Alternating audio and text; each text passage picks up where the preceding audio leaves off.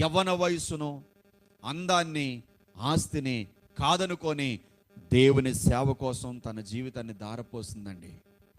ఈరోజు అడుగుతాను దేవుని సేవకునిగా, నీకెంత సువార్త భారం ఉంది? నువ్వేం త్యాగం చేస్తున్నావు?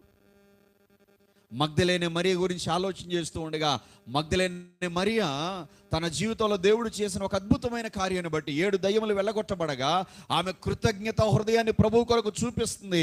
ఏంటంటే, ప్రభువా, మీరు గ్రామాలకు వెళ్తున్నారా, పట్టణాలకు వెళ్తున్నారా? మీతో పాటు నేను కూడా వస్తానయ్యా.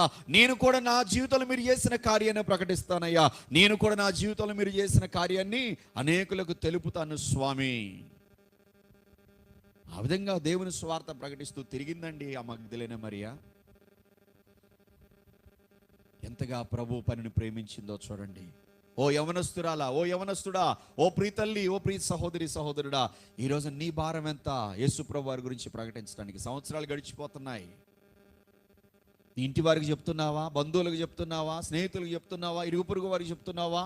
నీ జీవితంలో దేవుడు చేస్తున్న కార్యాల గురించి, నీవు నమ్మిన ప్రభు యొక్క గుణలక్షణాల గురించి, నీవు నమ్మిన ప్రభు యొక్క గొప్పతనం గురించి, నువ్వు వెంబడిస్తున్న ప్రభువు నీకు ఏం చేయబోతున్నాడో, ఏమివ్వబోతున్నాడో, నిత్యత్వం గురించి, ఆ పరలోకం గురించి, ఆ యుగయుగాల జీవితాన్ని గురించి, యేసయ్యను నమ్మటం ద్వారా పాపక్షమాపణ ఉందని, నరకం నుంచి తప్పించబడతావని, యుగయుగాలు పరలోక రాజ్యంలో జీవిస్తావని చెప్పగలుగుతున్నావా? ఎంతమందికి చెప్పగలుగుతున్నావు? ఎంతమందికి చెప్పావు?